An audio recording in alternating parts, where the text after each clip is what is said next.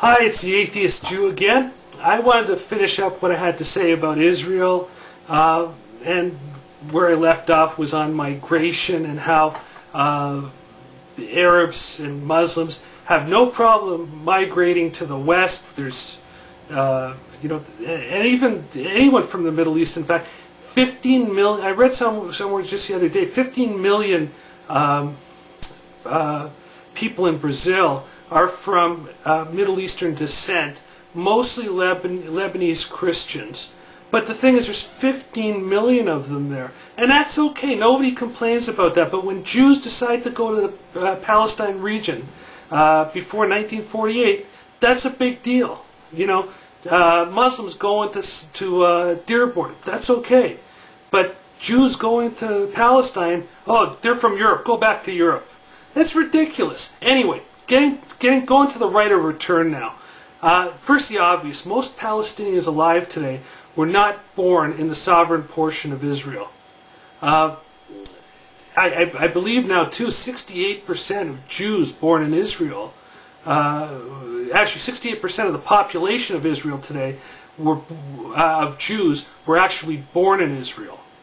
And that number increases every year. Now, here's my analogy on right of return. If my grandparents were from, say, Romania, and they rented a house in the 1930s, and their family lived there for a long time, but they decided to go to Canada because they didn't like it. They didn't like the way the neighborhood was. They didn't like the fact that Jews were being picked on, or whatever the reason. They went to Canada. Now, here I am. Do I have any right of return to go to Romania? Like, seriously. I was born in Canada. My parents were born in Canada. It's absolutely ridiculous to think of right of return. It seems that Palestinian Arabs are the only people on this planet who claim to be genetic refugees. Now, one more thing, too. A very high percentage of Palestinian Arabs who left during the 1948 War of Independence were given the opportunity to come back, but they refused because the Arab Mufti told them not to return. Basically, he wanted the Palestinian cause to be a pawn. He wanted the Palestinians to be a pawn for the Arab cause to get 100% of the Middle East. And again, I've seen clips where this is verified. A lot of Arabs refused to come back. And the thing about the Arab nations, they didn't give a rat's ass about the indigenous Arabs. They had no right to start a war. It wasn't their business. They were simply intolerant that a small chunk of land that had a Jewish majority in 1947 was to be partitioned off as a Jewish-governed state. Okay, now again, getting back to being sovereign. The West Bank and Gaza right now are not sovereign yet. Jordan gave up their rights back in 1987, and the lands in Gaza and the West Bank, just until there's some final borders, they're up for grabs. They still fall in the might will make right category, and through negotiations and lobbying and maybe war, it's going to be finally settled. Gaza, through lobbying and negotiation, is now a Jew-free zone. But to me, Jewish settlers have every right, as Arabs do, to live in the West Bank.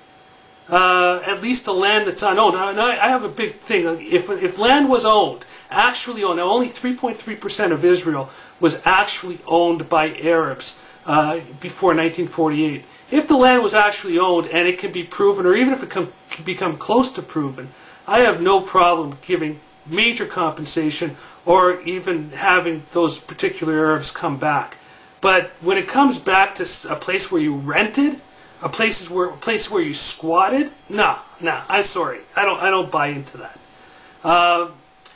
Now, claims of apartheid. This is absolutely ridiculous. Israel does not have any obligation to give equal status to non-citizens on non-sovereign lands, and that's what the West Bank and Gaza are. In Puerto Rico, the citizens there pay taxes to the U.S. but though only those deemed Americans can actually vote in a U.S. election. So I guess America's an apartheid state too, and the same is true was true in Hawaii. Until Hawaii became a state in 1959, they had no rights to vote or anything like that unless they were deemed American citizens, the few that were there that were deemed American citizens. And let's not forget, those living in Hawaii were not trying to blow up Americans who were settling there. The U.S. obviously treated the native Hawaiians, especially around 1945 to 1959, a lot better than Israel treats those who want to kill them. Anyway, kill Israelis, that is. Now, victimhood. The Palestinians may be victims, but they aren't victims of Israel. They are victims of Arab intolerance and the intolerance of the surrounding Arab countries.